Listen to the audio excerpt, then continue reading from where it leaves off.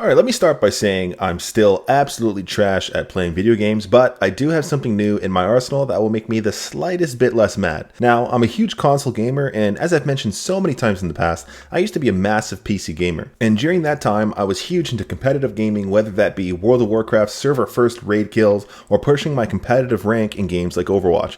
Well, the Xbox Series S and X are absolutely elite in console gaming performance, so obviously I had to get the Xbox Elite Series 2 controller. Now, with the release of Overwatch 2 and Modern Warfare 2 coming up as well, I'm really getting that competitive itch again, so really, it's destined to be. Recently, I've been more lax in my approach to gaming, playing more story-based games, but now I have the real opportunity to push competitively with this controller. So today I'll be going over the unboxing, the setup, as well as the features to this controller and how I use it. And if you're new to the channel, thanks for stopping by. Here I cover tech and gaming and a few things in between, so if you enjoy the video, hit the like button and subscribe if you love it, or else your long sleeves will always get wet when washing your hands. Okay, so I know this thing is expensive from the get-go, but to be honest, I wasn't actually expecting such good quality off the bat. First thing when unboxing this is the carrying case, which is actually good.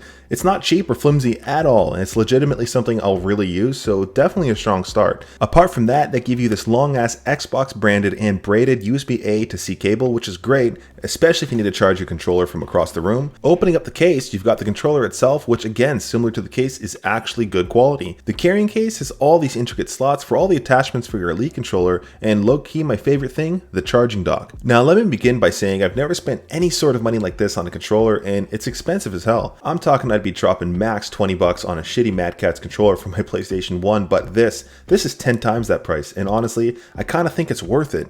I've also heard this controller has been plagued with quality issues even out of the box, but luckily this one seems just fine, and we'll see how it holds up in the long run. And getting this in hand, it actually feels really good. The materials are definitely more premium with a rubberized texturized grip and what feels like metal on top even though it is plastic. And in hand it actually feels a bit heavier than the stock Xbox remotes, and weighing this it's actually about 10% heavier, and I prefer this. I'm a weirdo like that, heft equals value to me, and in terms of aesthetic it's all blacked out, which I absolutely prefer. Even the A, B, X, Y buttons are all blacked out compared to the original. But one thing I am missing here is the share button, which is replaced by a profile switching button. Having gotten used to the share button when I got my Xbox Series S, I really do miss this, but I'm also realizing this controller was released before the Series S and X did that include that share button. I am expecting the share button will return on the Elite Series 3 controller whenever that might be, and overall the buttons are tactile and clicky, including the paddles. I truly thought they'd be mushy and weird, but they're responsive and clicky. Overall, I really dig the build quality here. It actually feels like you're holding a premium product.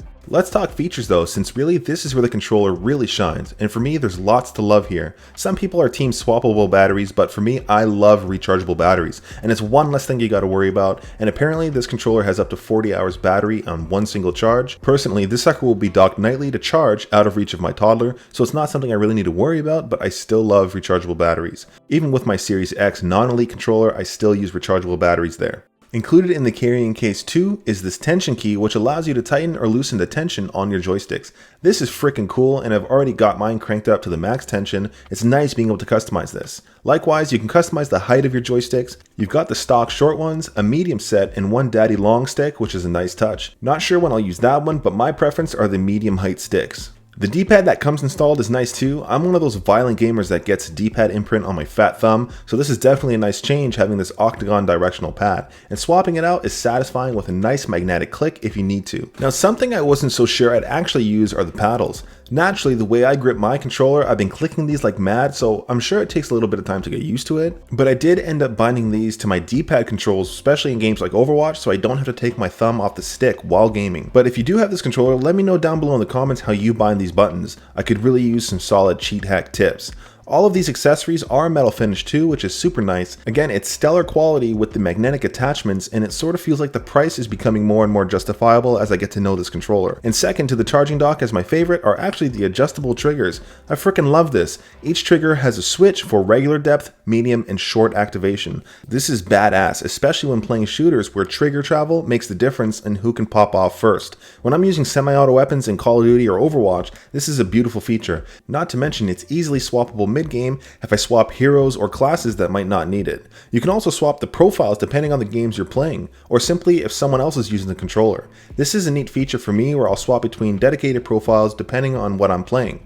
Oh, and you can also change the color on the Xbox LED on the controller. When the heck did that become a thing? I absolutely love it. And a simple feature that's easily forgotten is the 3.5mm jack on the bottom, which is perfect for headsets. Only thing I'm missing here, again, is that share button. Quickly though, I do want to dive into the actual accessories you get in the box. You've got a classic 4-directional D-pad, the 16-point direction pad that comes on the controller. The thumbsticks, as mentioned, have different heights, but also come in different concaves or convex. Yes, grade school science.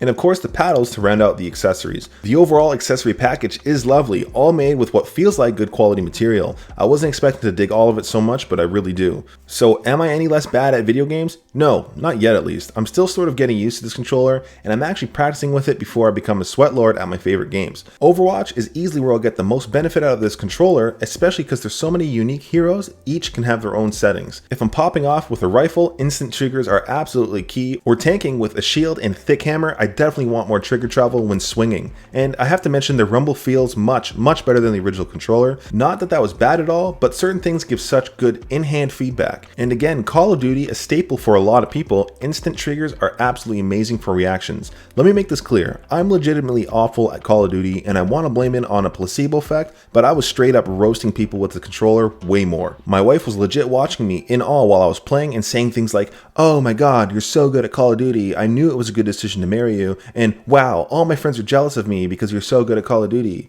And have you guys tried Chivalry 2? This game is absolutely wild. Like, you scream and tackle bitches, throw your weapon, and beat someone with a wooden log. This is pure gold. Go play this game, it is on Game Pass right now. But we also can't forget about the racing games like Dirt and Forza. For me, it's a no-brainer, but I want full trigger travel for acceleration and braking. Still, the rumble feedback here definitely feels better, and it's amazing to have profiles where you can switch between the trigger activation without swapping your trigger travel on the controller itself. And all of that can be done using the accessories app on your Xbox itself. And here you can set up your Elite controller, set up your profiles as mentioned, swap your trigger and joystick settings, as well as the color for your controller, which is still mighty cool to me. And if you need to go deep, you can remap buttons and have shift functions and more. The customization here is almost overwhelming, but it will absolutely be good for the hardcore gamers that are actually good at games, unlike myself. So how does this compare to the original controller? Honestly, there's a lot different here. Personally, I have an infatuation with getting a lot out of just a little, meaning I'll still slay people with the original controller,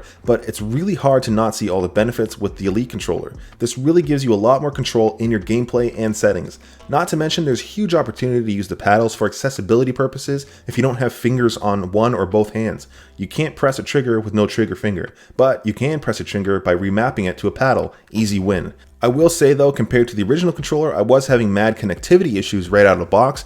That was fixed when I did update the controller in the accessories app, but it's something to be mindful of. Now, all of this sounds great, but is it worth that $180 price tag? Well, that really depends on how seriously you take your gaming. I mentioned it before, but I could still dunk on 12-year-olds with the OG controller, but like, if I want to actually take my gaming a little bit more seriously, this controller will definitely help me towards that. If you are competitive, this one's an absolute no-brainer. For someone like me, I personally place more value in the dock, the case, and the rechargeable battery, and that alone is enough to make it worth it for me. But again, let me know down below in the comments, what's your favorite feature of the Xbox Elite, and do you think it's worth it? Anyways, thanks for sticking it out till the end. I hope you enjoyed the video. Like and sub if you did, it really helps the channel grow. Until next time.